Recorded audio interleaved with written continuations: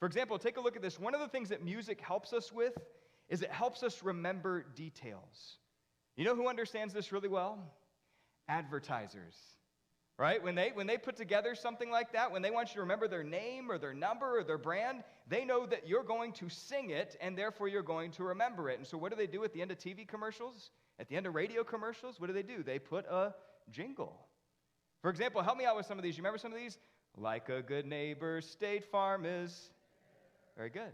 How about the early 2000s with McDonald's? Ba-da-ba-ba-ba, I'm loving it, right? How about this one? Stanley Steamer makes your home. Why do you know that? This one's really going to creep you out. 800-588-2300 Empire Today. You even got the today part right. Wow. Or how about this one? If you've lived in the Tampa Bay area for a long time, you may remember this jingle to a radio station. WSJT 94.1. Anybody remember that? Yeah? Now, I know you know this one. O'Reilly Auto Parts. Bam! Now, friends, think about this for a moment. Why are these jingles living rent-free in our heads? Like, I don't need to know the phone number to a flooring and installation company. But you know what? The next time that we need to install carpet, guess what's going to randomly pop into my mind? 800-588-2300 Empire, right?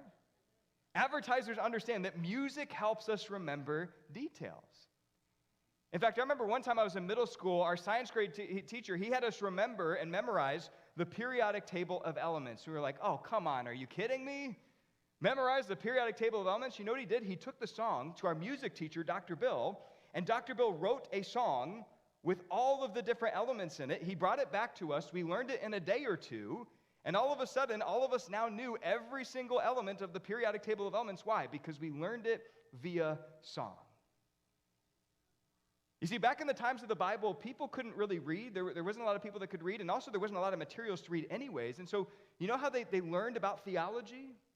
You know how they learned about what it means to follow and worship the one true God? The way that they learned those things was by singing, because it helped them to remember the details of their faith. You know, if you think about it, for you and I today, when we sing hymns and worship songs on Sunday mornings, or we're driving in the car listening to Joy FM or something like that, the reason we do that is it helps us remember the details of our faith. Now, take a look. The other thing that music helps us with is it helps us to understand emotions. In other words, it helps us to understand how we should feel about the songs that we're singing.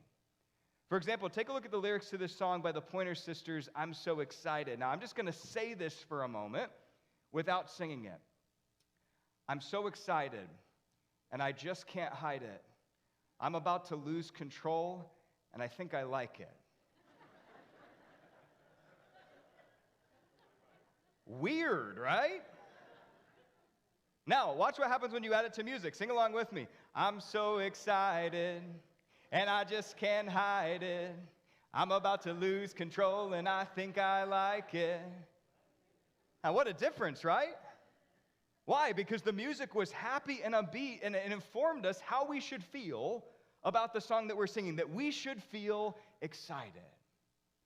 Now, just to be clear, the emotions of the music does not always match the emotion of the lyrics. For example, take a look at this one. You remember reading or singing this when you were a kid, Ring Around the Rosie? Friends, you know what that song was likely about? It was likely about the plague. How people would get these red boils on their bodies with rings around them, and then all of a sudden they would fall over and they would die.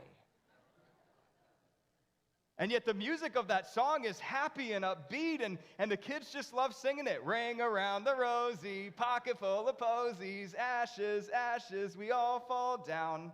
And they fall down, and it's hilarious, and they love it. But the lyrics are actually kind of dark, right? You know, when we sing hymns and worship songs on Sunday, they help us, they inform us as to how we should feel about the words that we're singing. For example, in the season of Lent, especially on Good Friday, most of the songs are in a minor key, and on top of that, they're usually slower and softer to give us time to reflect on what we're saying, that Jesus has sacrificed himself for us on the cross. But then a few days later on Easter Sunday, what happens? The music changes, right?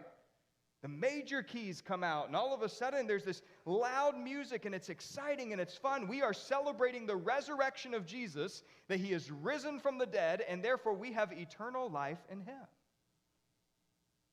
You see, music is a very helpful expression of our faith because it helps us to remember the details of our faith, and it also helps us to understand the emotions of our faith.